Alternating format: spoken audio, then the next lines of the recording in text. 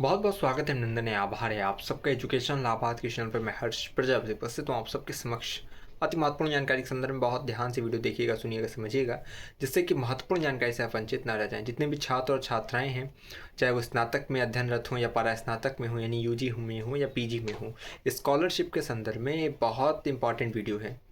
तो आशा करते हैं और मुझे विश्वास है कि आप पूरा अंत तक देखेंगे, क्योंकि हम इसमें बताने वाले हैं आय प्रमाण पत्र के संदर्भ में। और ये जो लास्ट डेट का चक्कर है, इसमें भी हम चीज़ें आपको समझाएंगे। इंपॉर्टेंट डेट्स क्या क्या हैं, ठीक है, जिसको ध्यान में रखना चाहिए आपको यूपी स्कॉलरशिप के संदर्भ में। अभी तो पता है कि हाँ किसी किसी को तो यही दिमाग में कि 15 जनवरी, लेकिन बहुत चीज़ें आपको अभी नहीं पता है स्कॉलरशिप के संदर्भ में किसका जो है आय प्रमाण पत्र लगेगा। ये सबसे बड़ी दुविधा है। और कोई तो हो जो बताए कि एकदम क्लियर क्या सटीक क्या है। बहुत जो सबमिट कर चुके हैं उनको भी ये प्रॉब्लम आ रही होगी, तो बहुत ध्यान से देखिएगा, ठीक है। पहले इंपॉर्टेंट डेट्स जो हैं वो समझ लीजिए क्या क्या है। रजिस्ट्रेशन करने की जो स्कॉलरशिप का फॉर्म जब भरते हैं तो रजिस्ट्रेशन पहले करते हैं, तो उसकी जो लास्ट डेट है वो 11 जनवरी है। फॉर्म भरने की लास्ट डेट 15 जनवरी है। अब इलाहाबाद विश्वविद्यालय में 15 जनवरी लास्ट डेट है, ठीक है। 15 जनवरी संस्थान में जमा करने की लास्ट डेट है। किसी किसी में जो है अलग अलग डेट जैसे है, सबकी 17 है, किसी की, लेकिन इलाहाबाद विश्वविद्यालय में आपको 15 जनवरी तक जमा कर देना है, ठीक। अब कॉलेज द्वारा यानी कि यूनिवर्सिटी द्वारा, जैसे आप किसी कॉलेज में हैं, ठीक है, जैसे डीसी में, सीएमपी में, तो ये सब के द्वारा, ठीक है, इन संस्थान द्वारा समाज कल्याण विभाग को ये जो फॉरवर्ड किया जाएगा, ये आपकी 25 जनवरी इसकी डेट है कि 25 जनवरी तक इसको कर दिया जाएगा फॉरवर्ड, ठीक। अब इसके बाद मान लीजिए आपके स्कॉलरशिप में कोई एरर आ जाती है, ठीक, कोई भी एरर आती है, तो वो जो है आप उसका जो करेक्शन फिर जो डेट आता है, वो आपकी जो डेट है ये 5 फरवरी से 10 फरवरी तक है, ठीक है। यानी कि मान जब आपका सबमिट हो जाता है, फॉरवर्ड कर दिया जाता है, फिर वहाँ से अगर, ठीक, समाज कल्याण विभाग से अगर वो जो है एरर कुछ आता है, वापस आता है फॉर्म, तो फिर उसमें करेक्शन के लिए जो डेट है वो जो नोटिस में बताई गई 5 से 10 फरवरी 2025 है। इसके बाद आप अपना करेक्शन करते हैं। उसके बाद जो हार्ड कॉपी लेकर फिर कॉलेज में जब, ठीक है, रीसबमिट करने जाते हैं आप, तो उसकी जो लास्ट डेट है वो 13 फरवरी है। तो इतनी सूचनाएं हैं जो कि नोटिस में आप अगर आप ध्यान से देखेंगे तो फिर वो चीज़ें आपको समझ में आएगी। तो फिलहाल अभी आपको बस इतना ही रखना है। ये सब एरर वेरर के चक्कर छोड़िए आप। अब इतना ध्यान रखिए कि अभी 15 जनवरी अपने दिमाग, मन, मानस, मस्तिष्क में स्थायी रूप से स्थापित रखिए। 15 जनवरी आपको ध्यान में रखना है। उससे पहले पहले अपना सब कार्य क्रियाकलाप समाप्त करना है। आय प्रमाण पत्र दूसरा सवाल है, और इसको बहुत ध्यान से सुनिएगा, बहुत गंभीर विषय है। पहली चीज़ इसमें तो अभी जो नोटिस आई 27 दिसंबर की नोटिस है, उसमें कहा गया है कि जो नई नोटिस में कि जो आय प्रमाण पत्र होना चाहिए वो माता पिता या अभिभावक का होना चाहिए, ठीक है। तो अब कई बच्चे जो अपने नाम का आय प्रमाण पत्र बना, देखिए मैं एक एक डाउट क्लियर करूँगा, क्योंकि जितना आप परेशान हैं, ठीक है, मैं समझ पा रहा हूँ कि अभी आपको कई बार कई वीडियोस आपने देखा होगा जिसमें ऊपर ऊपर से बात हो जा रही है, लेकिन आपके मन में जो एक कहते हैं संशय का जो कांटा चुभा हो वो नहीं दूर हो पा रहा है। तो हम उसको सही करते हैं। पहली चीज़ बोला जा रहा है उसमें कि जो आय प्रमाण पत्र लगेगा माता पिता या अभिभावक का लगेगा। अब आपने अपना लगा दिया है, ठीक। अब आपको पता है कि आप जो बच्चा जब लगाता है आय प्रमाण पत्र, तो वो तो कहीं जो है उसकी कमाई का स्रोत वो स्वयं नहीं है, आय का स्रोत पिताजी ही रहते। तो जब जैसे अगर आपने फॉर्म भरा हो कभी आय प्रमाण पत्र का, तो आय प्रमाण पत्र भरते समय उसमें होता है आय का जो विवरण होता है दिया जाता है। तो उसमें परिवार का जो विवरण होता है, तो उसमें जैसे मान लीजिए आपके पिताजी हैं, ठीक है, तो उनको रहता है कि परिवार का जो आय का स्रोत है वो पिता है। पिताजी क्या करते हैं, मजदूरी करते हैं, इतनी इनकम आती है। माता जी वो गृहिणी है, बहन वो छात्रा है, और पुत्र जैसे है, ठीक है, तो वो जो है छात्र है। इस प्रकार से सभी विद्यार्थी हैं, फिर वो गृहिणी है, और आय का जो स्रोत निकलते हैं वो पिताजी होते हैं, ठीक है। तो कुल पारिवारिक की आय का जो स्रोत रहते हैं वो पिताजी रहते हैं। तो आय प्रमाण पत्र भले आपके नाम का बना रहता है, लेकिन परिवार में आय का स्रोत जो रहता है वो पिताजी रहते हैं आपके। तो अभी से पहले जो है 23-24 में भी कई बच्चों ने जो है लगाया है पिताजी का, ठीक, मतलब अपने ही लगाया है।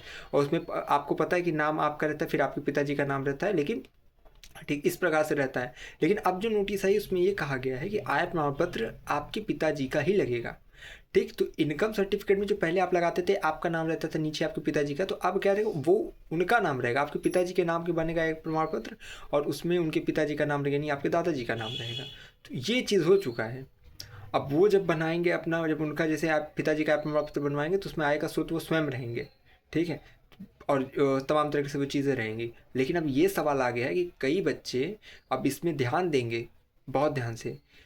फ्रेश स्टूडेंट जितने भी हैं, जो नया इस वर्ष यानी फर्स्ट ईयर के बच्चे जो हैं, वो ध्यान से सुनेंगे। अब सेकेंड ईयर थर्ड ईयर में जिन्होंने पिछले साल फॉर्म नहीं भरा होगा इस साल भर रहे हैं, यानी कि जो फ्रेश स्टूडेंट है वो सब अपने पिताजी का ही लगाएंगे।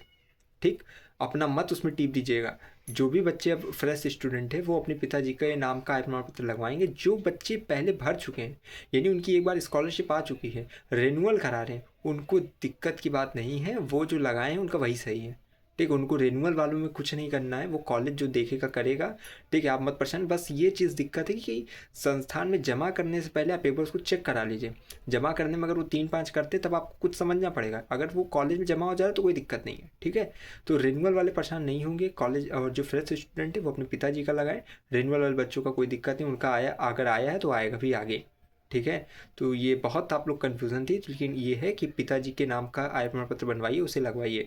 इसीलिए कहता हूँ कि लॉक कराने से पहले संस्थान में चेक करा लो। बाद में कोई अगर उन लोग का 3-5 समीकरण बदलता है तो फिर आपको बहुत परेशानी का सामना करना पड़ता है। लेकिन बात ये चीज़ है कि दिल है कि मानता ही नहीं है। ठीक है, मनवा जाने सब कथा, वेद पुराण अनेक, चर्चा दिन भर खूब करे पर मन न माने एक। वही चीज़ आप साथ रहती है। लेकिन यही चीज़ें मैं समझाता रहता हूँ। मुझे आशा है, मैं उम्मीद करता हूँ कि आय प्रमाण पत्र किसका लगेगा ये आपको समझ में आ गया होगा। जो बच्चे रिन्यूअल कर रहे हैं उनको घबराने की ज़रूरत नहीं है, लेकिन जो फ्रेश फॉर्म भर रहे हैं वो अपने पिताजी का ही लगाएंगे, अभिभावक का ही लगाएंगे। पिताजी नहीं तो माता जी का लगाइए, माता जी नहीं है तो अभिभावक का लगाइए। ठीक है, लेकिन अब अपना मत लगाइए, क्योंकि जो नोटिस है उसमें साफ मेंशन किया गया कि वो निरस्त कर दिया जाएगा समाज कल्याण द्वारा। अब बाकी नोटिस वगैरह आपको जो है गूगल पे आप एक बार सर्च किया करिए, मिल जाएगी। बाकी मैं डाल दे रहा हूँ भाई टेलीग्राम पे भी अपने। ठीक, बाकी कोई संशय समस्या सवाल रहेगा उसे पूछ लिया करिए, क्योंकि मैं आप सबकी हमेशा कहता हूँ समस्या से लेकर समाधान तक और आपकी सेवा में अर्पित जान तक। तो यूपी स्कॉलरशिप का फॉर्म भरिए, जमा कर दीजिए। इलाहाबाद विश्वविद्यालय की जो लास्ट डेट है 15 जनवरी है। DSW जाके जमा करिए। विंटर वेकेशन में सब चीज़ ओपन है।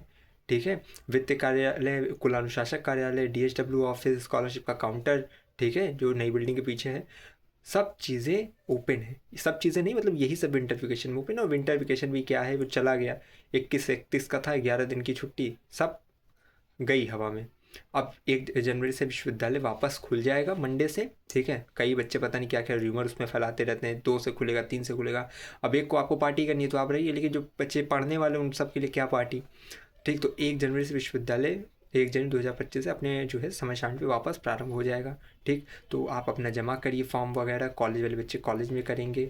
ठीक है, और थंब वेरिफिकेशन हो रहा है। ठीक, तो सब चीज़ें ध्यान में रखिए। आय प्रमाण पत्र बनवा रहे हैं तो ध्यान रखिएगा जनरल OBC वाले जो बच्चे हैं, अल्पसंख्यक माइनॉरिटी के जो बच्चे हैं, 2 लाख से ज़्यादा का ना हो, और SC ST हैं तो 2.5 लाख से ज़्यादा ना हो। ये सब चीज़ें आपको पता भी और मैंने बता भी दी है। ठीक, तो और जितने भी बच्चे जैसे जनरल के बच्चे हैं, SC ST के हैं, तो उन लोग का थंब वेरिफिकेशन हो रहा है, OBC वालों का नहीं हो रहा है। तो सब चीज़ क्लियर रखिए ताकि बाद में आपको परेशान ना होना पड़े। उम्मीद करते हैं, आशा करते हैं कि एक चीज़ मैंने समझाई होगी। मैं हमेशा कोशिश करता हूँ आपकी कोई डाउट रहे नहीं, क्योंकि मेरी वीडियो देखने के पश्चात अगर आप इसी विषय पर किसी और की वीडियो देखें तो फिर वो अच्छी बात नहीं है। तो अगर कोई और सवाल होगा कमेंट बॉक्स में जरूर बताइएगा। ठीक, लगातार जुड़े रहिए हमारे साथ। हमें विश्वविद्यालय के पास कोई भी खबर होगी खास पहुँचाते रहेंगे आपके पास। बहुत बहुत धन्यवाद, बहुत बहुत आभार।